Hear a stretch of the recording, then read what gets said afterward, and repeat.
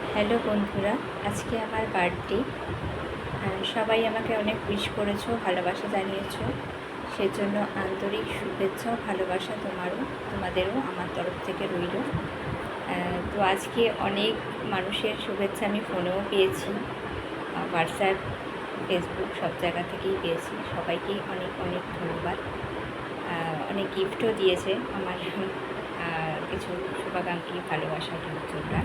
তো সবচেয়ে precious gift সেটা দেখানোর জন্যই আমি জাস্ট ভিডিওটা করছি।